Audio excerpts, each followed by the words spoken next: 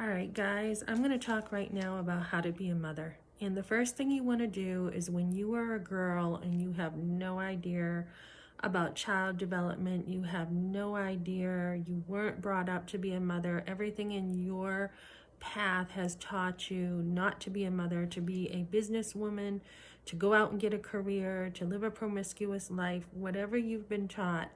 When you are now, on your own, okay, so I had a forced abortion at 16, and then I was now on my own, married and pregnant at 21 with my firstborn son.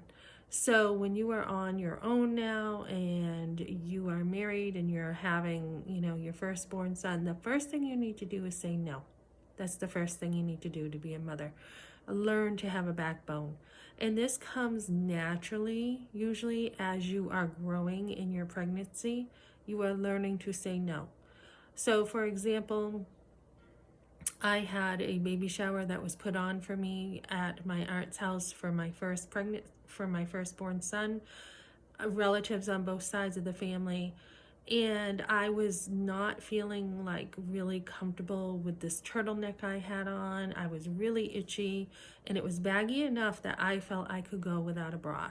So in front of everybody when we were there, my mother announced to everyone that I'm not wearing a bra. Not like I'm not wearing a bra, but oh my goodness, she's not wearing a bra in front of everybody. And I was so embarrassed that she was shaming me for that. So that's kind of how the pregnancy started with my mother. Just kind of like, oh, your father's not real happy about it, but he'll get over it.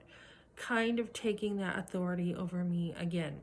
So what I did was when she kept wanting to be in the labor room with me, and I did not want her with me. My grandmother was in the labor room with my aunt, and I was like, I don't want you in here with me. And she kept persisting to be in there with me, and I did not want her to be. So when I was in labor, the phone kept ringing, and I already told the nurse at the hospital, I do not want anyone calling me while I'm in labor. I was in labor for 3 days. My placenta started to separate, and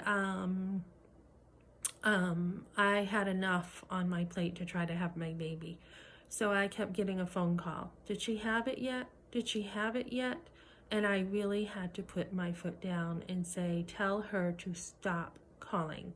So that usually comes pretty naturally when you become a mother. You start having your own rules, you need your own space, and that's probably the first thing I would recommend for girls, that this is your baby and you can have your children and you take care of them how you want. And you will get a lot of advice as you do mother, and you need to listen to what you think is okay, not what other people want to tell you is okay.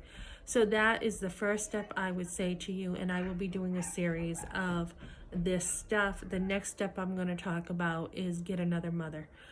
Get mentors, and you will need a lot of mentors around you, of women who do know how to mother, who have done a good job, and who can help you along in the process, instead of tearing you down at every single move you make and every decision you make with your children. Instead of hearing the criticism of, I remember even once I didn't want one of my sons because he was younger. I just didn't want him having candy. So being at the in-laws, that was a huge deal. It was, why can't he have candy? He'll be fine. So again, I wasn't listened to. And sure enough, he started choking on that candy.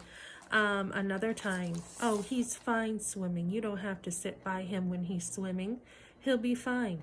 Sure enough, I'm watching him and he starts to drown, and I jump in and get him. So when you have others in the name of grandparenting want to take over your mothering, you do need to put your foot down. And even if it's just them coming to the hospital, which happened with me, and it was all about the grandparents, and it was all a show of they are now grandparents, and it wasn't even how are you doing, how was your labor, how are you feeling, are we imposing on you? It was as soon as he's born, we're coming right over. So when this is the beginning. This is the beginning of being a mother, because you will have to put your foot down a million times and it's good practice. You will have to have your foot down a lot when you are protecting your children from so much stuff. And when you're hearing, oh, you're just too protective, oh, you're just this, or we're coming over, and I have to say, no, it's nap time, this is not a good time. Well, we're the grandparents, we can come over when we want. That grandparenting little device that comes up when you're mothering, you will have to put your foot down. You will have to say, I'm the mother, and what I say goes. You're the grandmother, know your role. And you're going to be hated for it at times, but it is part of mothering.